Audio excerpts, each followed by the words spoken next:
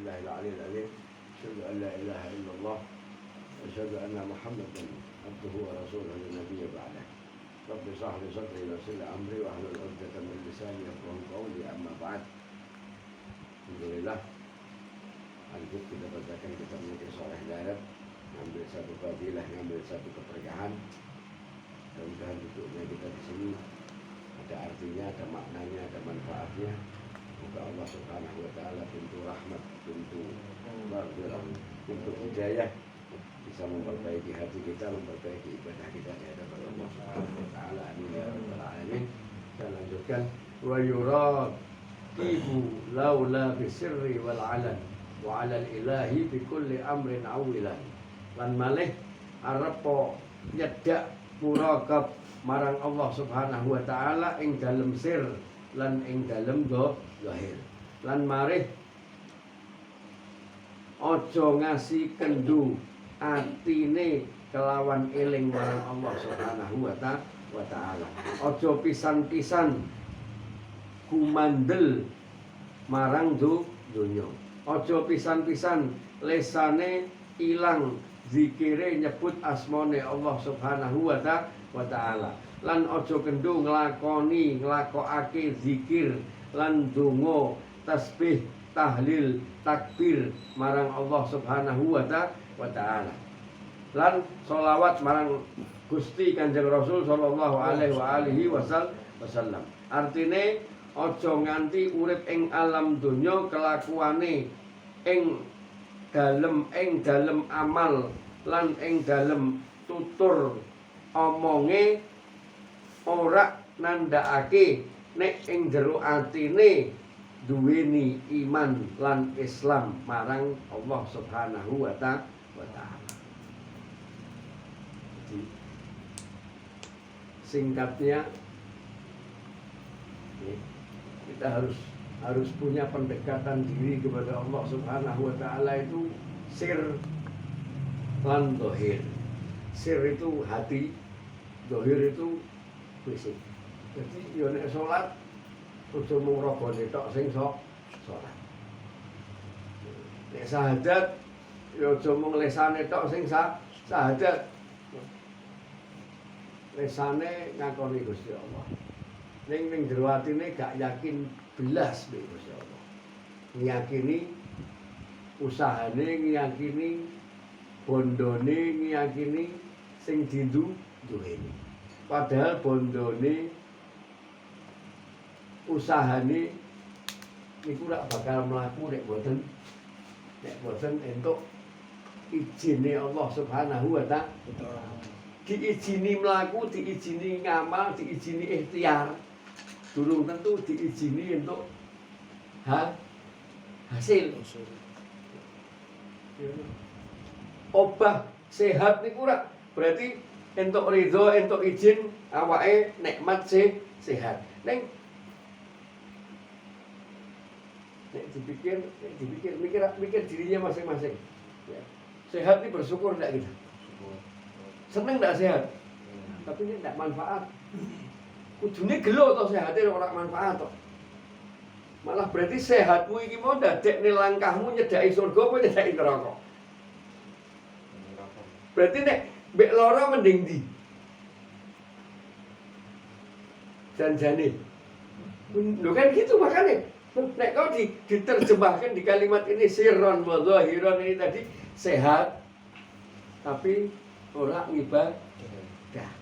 Berarti sehat tidak ibadah itu hidupmu deketi surga apa deketi neraka? Deketi neraka. Nah, berarti luwih becik. Nah, pilingan berarti ya akhirnya kan makanya mendekatkan diri sama Allah itu kudu lahir dan batin, kudu zahiran wa batinan sir wa zahiran. Kudu sampai zahir tok. Nek zahir tok nanti kau ndak ngunduh. Dewas kesel. Itu sebule ora ono bulahi. Ya. Jadi makanya diajarkan sama Rasul sallallahu alaihi wasallam tauhid itu utama. Dan buah dari tauhid itu Jangan sekedar mau anggap tauhid itu tentang mengesahkan Allah kan gitu. Ya, tentang mengesahkan Allah, maka orang-orang yang kuat tauhidnya dia tidak akan melakukan kemusyrikan, tidak akan datangi dukun, tidak akan melepaskan sholatnya, tidak akan, bukan. Tapi itu diantara daripada tauhid. Tapi tauhid terkuat yang banyak ditinggalkan orang bukan dia menjadi taat, menjadi takut, menjadi ahli ibadah, bukan. Itu bagus, tapi itu baru tingkatan paling bawah. Tauhid yang paling tinggi nanti ketika kau bisa ridho, kau bisa nerimo apapun yang ada di sekitar. Lah kau ibadah, kau taat, kau ngendah, tapi nek jengkel mbek urusane wong iki. Berarti kau ndak yakin, oh wong iki nyusahke aku iki. Ya wis memang diizini Gusti. Loh kan gitu kan tauhid namanya.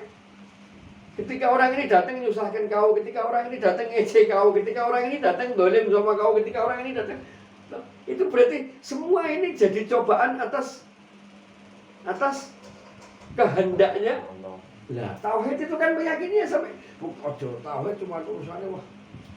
Pokok Gusti Allah, pokok aku ora bakalan ning dukun, ora bakalan aku dadi benar, aku dadi takwa, aku dadi ahli ibadah, aku dadi ahli Quran. Ya itu betul, itu tahapan awalnya tauhid di situ.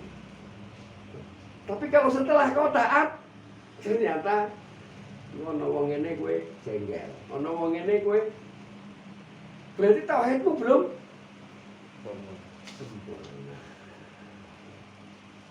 Ketauhidan itu ketika kita mampu di dalam hati kita meyakini bahwa segala sesuatu yang ada, yang terjadi, semuanya ini berada di dalam tangannya Allah Subhanahu wa ta'ala biyadillah.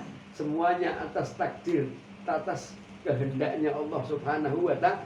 Itu tauhid yang sempurna. Itu nanti kalau kau bisa gitu, nantinya lapang akhir. Ngomong ini, memang ini karakter Gusti Allah ini piye? Gitu. Kau tidak nyalahkan orangnya, kau juga tidak merasa sesek neng dodo.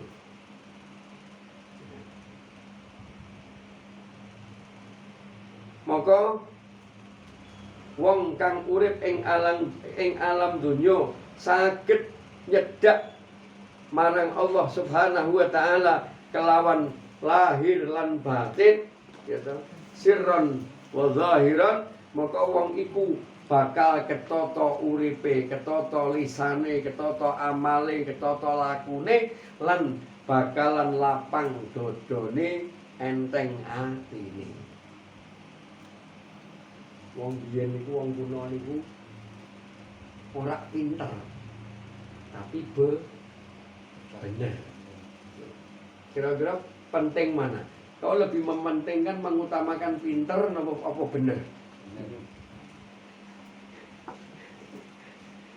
Di antaranya tandanya orang dulu itu mentingkan bener daripada pinter. Nek ketemu wong ndak melakukan apa-apa, ora bareng ngeplak, ora bareng munen-muneni, ora bareng kok. Salamun nek dimaafi lho ya aku ya. Minta maaf itu selalu dia ucapkan. Nah, padahal orang yang berani minta maaf sama orang, berani mengucapkan permintaan maaf sama orang, walaupun dia tidak habis melakukan satu kesalahan, ini berarti orang ini orang yang berakhlak yang mulia. Wong saiki ojo meneh ora nglakoni salah, cetha-cetha salah lho njaluk maaf angel. Ora duwe izin malahan sampean. Makanya pokok-pokok di dalam akhlak itu diantaranya rasa malu, diantaranya merendahkan diri, diantaranya menghormati orang lain lebih baik, lebih mulia, lebih segalanya daripada diri kita. Maka dawuh Rasul sallallahu alaihi wasallam, wong kang kepengin ketata lakune nyedako marang wong-wong kang atine duweni rasa wedi marang Allah Subhanahu wa ta'ala. Sungguh dekat kita semua orang-orang yang soleh, orang-orang yang alim. Di sini kalimatnya nyedaki wong kang atine duweni rasa wedi marang Allah Subhanahu wa ta'ala. nyedaki wong kang alim, wong kang ahli Quran, wong kang ahli, tapi langsung dikatakan buah daripada Quran, buah daripada ilmu, buahnya apa? Jadikan orang takut, hatinya takut sama Allah. Karena baca Quran belum tentu membuahkan rasa takut sama Allah. Sholat belum tentu membuahkan hati takut sama Allah. Tapi kalau ini dikatakan langsung deketi orang yang sing duweni ati wedi marang Allah Subhanahu wa ta'ala. Berarti langsung yang sudah punya buahnya.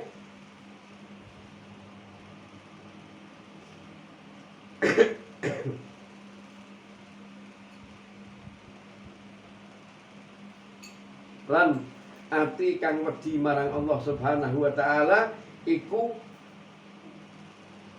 bakalan dinduweni marang wong-wong kang lesane gak tahu pedhot, gak tahu ucul saka zikir, saka tasbih, saka tahlil, saka istighfar, sholawat lan takbir, ngagung-ngagungake, nyebut-nyebut marang Allah Subhanahu wa ta'ala.